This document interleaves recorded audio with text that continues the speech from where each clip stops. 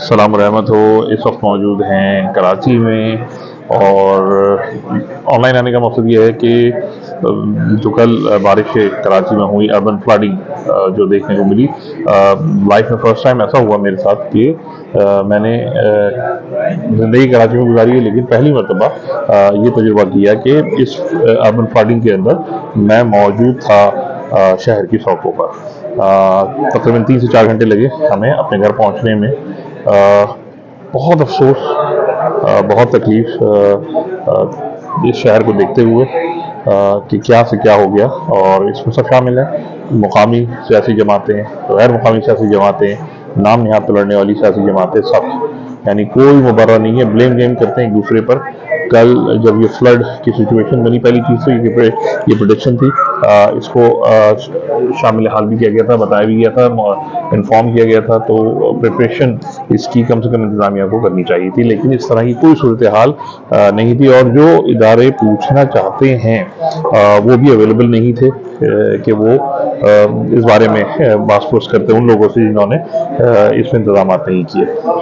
सूरत हाल ये थी कि ट्रैफिक पुलिस अवेलेबल नहीं थी, नॉर्मल पुलिस अवेलेबल नहीं थी, क्राइम पुलिस, कोई समाजी आदमी जो तंजीमें शोर मचाती हैं कराची के अंदर, कोई सड़कों पर मौजूद नहीं था।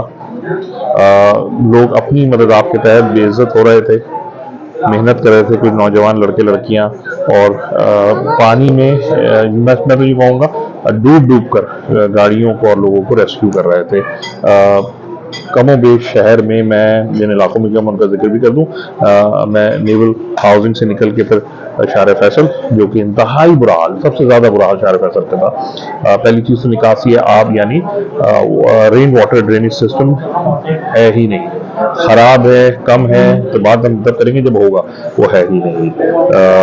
आई डोंट नो, इस मुल्क के, इस शहर की प्लानिंग में जो लोग अपनी हाउसिंग बहुत अच्छी बना लेते हैं, उसी क्या कहना चाहिए, शार फैसल पर बहुत सारी हाउसिंग ऐसी जो बना लेते हैं, वो लोग बड़ी प्यारी बना लेते हैं, उन्होंने इस बात पे ध्यान नहीं दिया। उसके बाद हम वहाँ से निकले हैं डालमिया की तरफ बच बचा के, वहाँ भी सूरत कुछ ऐसी थी। फिर तारिक रोड आए हैं, तो वहाँ भी गाँव तरफ से जाना था, गाँव वेश यही सूरत हाल थी। फिर बच बचा के यानी सिंधी मुस्लिम की तरफ से निकलने की कोशिश की है, हाल बेहाल थे लोग।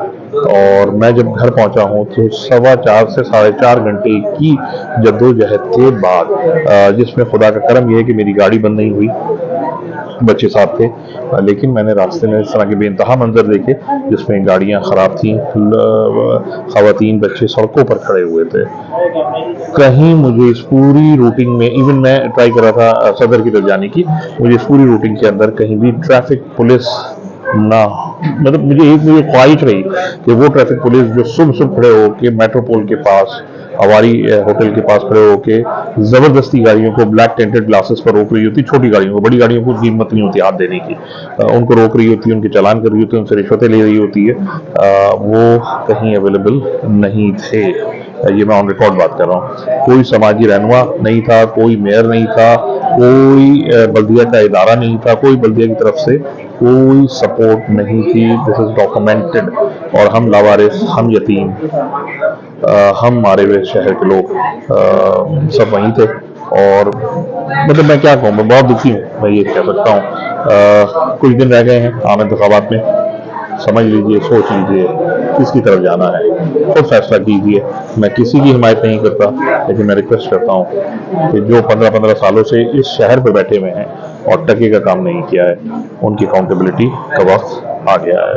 ठीक है, अपना बहुत सा ख्याल रखिएगा, दुखी दिल के साथ कि आने वाला वक्त इस शहर कराची, इस खुदादाद पाकिस्तान के लिए बेहतर साबित हो। दुआ को इंशाअल्लाह। अस्सलाम वालेकुम।